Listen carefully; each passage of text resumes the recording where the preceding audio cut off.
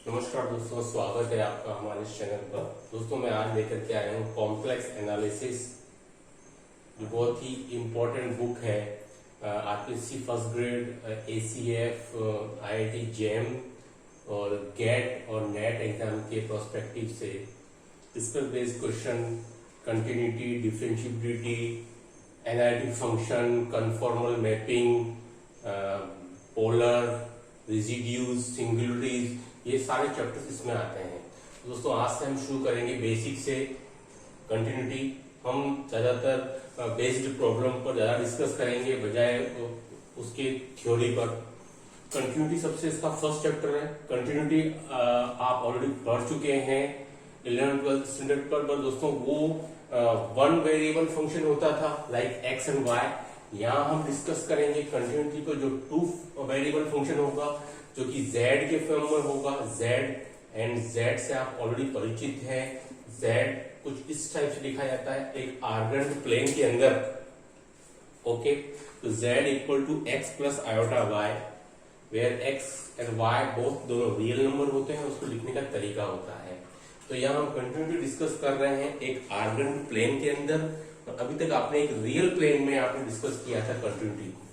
चलिए, इस पे मैंने पहला क्वेश्चन लेकर के आया हूँ। ये भी इंपॉर्टेंट क्वेश्चन है, एग्जाम में पूछा जाता रहा है।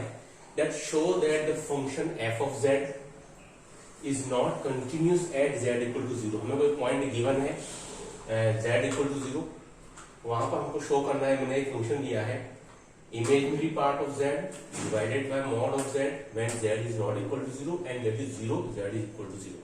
तो दोस्तों इसके सॉल्यूशन के लिए इसने कहा इज नॉट कंटिन्यूस। तो जब भी आपको बोला कॉम्प्लेक्स एनालिसिस के अंदर हाउ टू चेक कंटिन्यूटी, तो कंटिन्यूटी चेक करने का मतलब है कंटिन्यूटी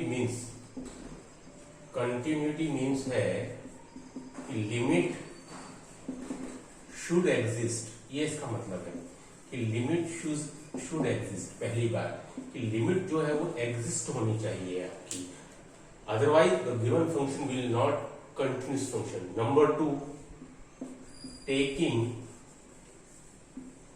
any path,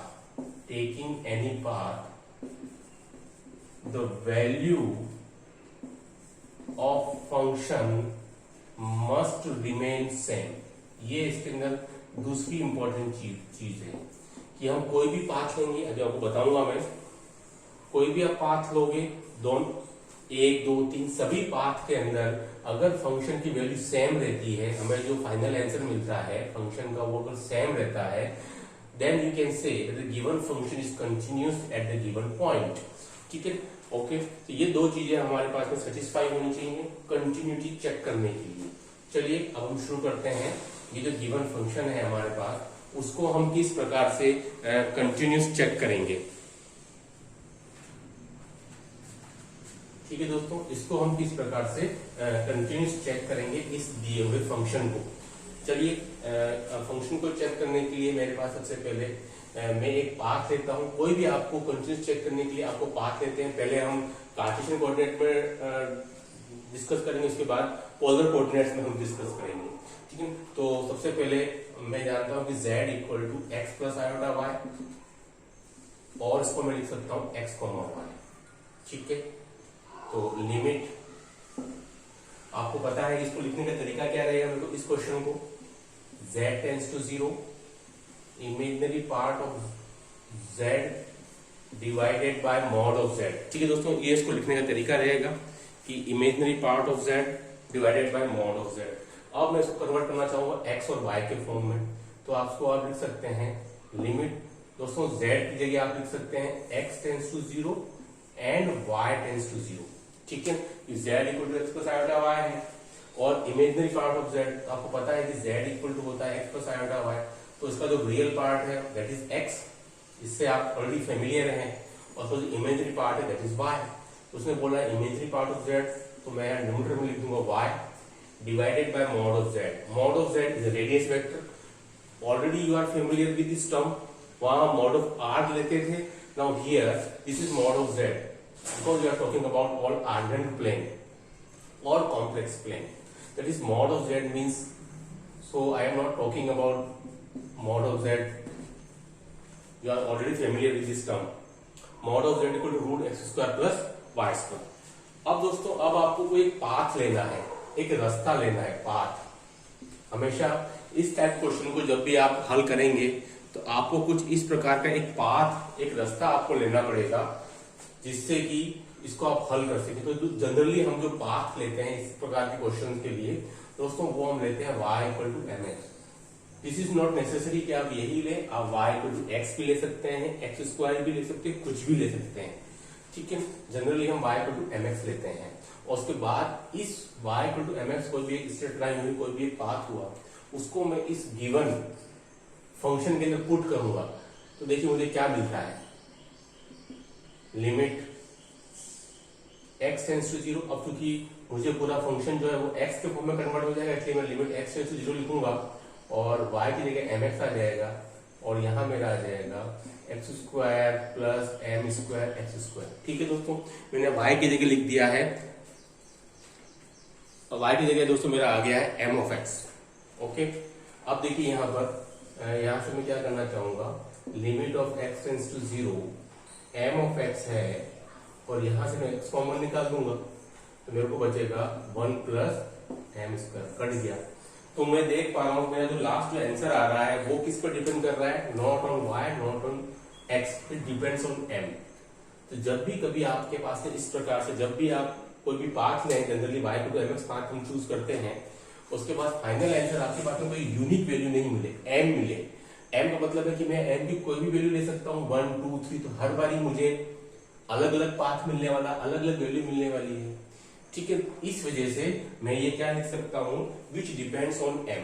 मैं यह लिख सकता हूँ दैट इज की विच डिपेंड्स ऑन m। तो डिपेंड्स ऑन m है तो मैं m की कोई भी वैल्यू ले सकता हूँ अलग अलग, तो हर बार मुझे ये वैल्यूज चेंज होती रहेंगी, इसका मतलब फंक्शन कंटिन्यूस नहीं हो पाएगा। विच डिपेंड्स ऑन m, हेंस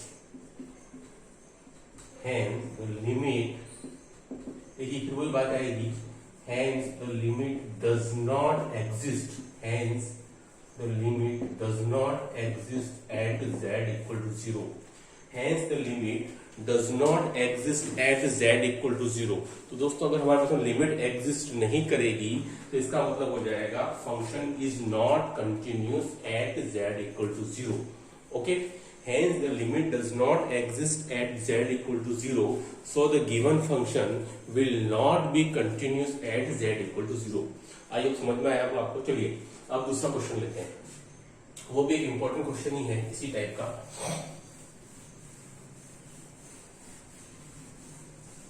आज कंटिन्यूटी चेक करने के बाद फिर हम नेक्स्ट में डिफरेंशिएबिलिटी चेक करेंगे, वो भी एक इंपॉर्टेंट है। उसके बाद एनालिटिक फंक्शन। चलिए दूसरा क्वेश्चन मैं ले रहा हूं, सेकेंड क्वेश्चन है मेरा, f of z equal to real part of z square divided by mod of z square, z is not equal to 0 and 0 when z equal to 0। ठीक है, यहां पर भी मुझे चेक शो दैट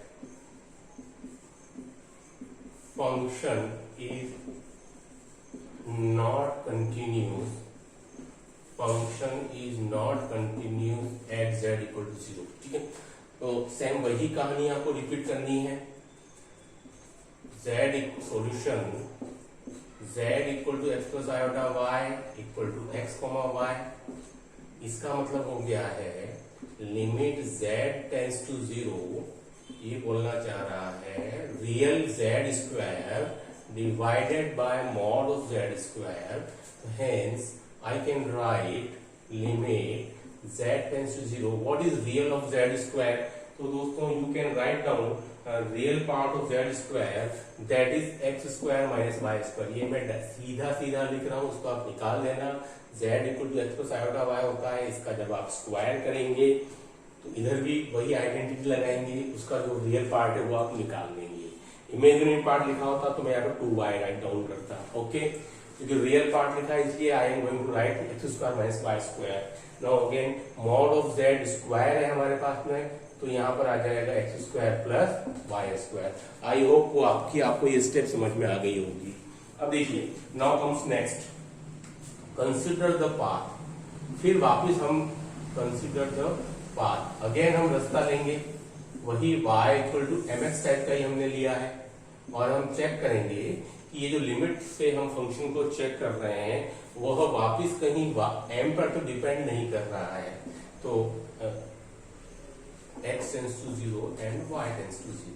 देखिए y equal to mx में x tends to 0 और x square minus का m square x square divided by x square plus m square x square. ठीक है दोस्तों, अब यहां से आप क्या करेंगे, x स्क्वायर को आप न्यूमरेटर में निकाल करके इसको आप कट कर देंगे, तो मुझे जो फाइनल आंसर जो बचेगा that is limit of x tends to 0 क्या आएगा, 1 minus m square divided by 1 plus m square. Hence हम क्या देख रहे हैं, which again depends on m। ठीक है, I can conclude that which depends on m, this again depends on m, so the limit does not exist. I can say that limit does not exist at z equal to 0. I can say which depends on m, so the limit does not exist at z equal to 0. ठीक है, which depends on m, so the limit does not exist at z equal to 0. Therefore, the function is not continuous at the given point z equal to 0. बहुत ही simple सा है। So the given function is not continuous at z equal to 0.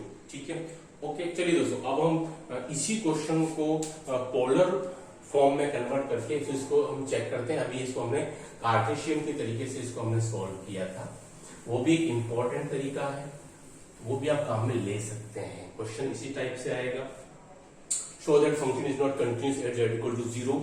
ठीक है, वो है ना। चलिए इसका सॉल्यूशन हम ढूंढते हैं form polar form. Now let polar form जब आप लेते हैं, कार्टेशियन फॉर्म तो आप जानते हैं x की वैल्यू क्या होती है, r cos theta plus iota, y की वैल्यू क्या आती है, r sin theta. Taking r as a common, the remaining part will be cos theta plus iota theta. And what is this, this is r e की power iota theta. ठीक है, तो that is the value which you will use in spite of z, that is r in dot e की power iota theta. ठीक है, ये आपका convert हो गया है from Cartesian to polar, that is z equal to r e की power iota theta. So now z tends to 0 पर we can say that r tends to 0. Okay, we have अब मैं क्या लिख सकता हूँ कि लिमिट z tends to 0, ये मेरे को तो गिवन क्वेश्चन है, limit z square divided by mod of z का स्क्वायर, इसको मैं लिख पाऊंगा limit r tends to 0। Now real of z square को आप क्या लिख सकते हो, z स्क्वायर, इसको आप सॉल्व करोगे z square r square e की पावर 2 आयोटा थीटा। ओके, अब रियल पार्ट बोला है तो इसलिए क्या लिख पाओगे, r square cos of 2 theta divided by mod of z square is again of r square. तो नाउ r स्क्वायर इसका will be cancel out and hence we will get limit r tends to 0 cos of 2 theta. It depends on theta. ठीक है, तो theta में अगर different values, theta 30, theta 45, theta 60, so hence we will get different values, so hence the function will not be continuous at the point z equal to 0 because the limit will not exist. I will repeat that for the different values of theta you may get different kind of values. ठीक है, so the limit will not exist and the function will not be continuous at z equal to 0. So I hope कि आज जो हमने 3 example लिए हैं वो आपको समझ में आए होंगे, इंपॉर्टेंट है। आगे भी जब हम डिफरेंशिएबिलिटी करेंगे तब हम कंटिन्यूटी का यूज करके एनालिटिक फंक्शन को ज्ञात करेंगे। Please do like, share, subscribe and this channel. Okay, thanks.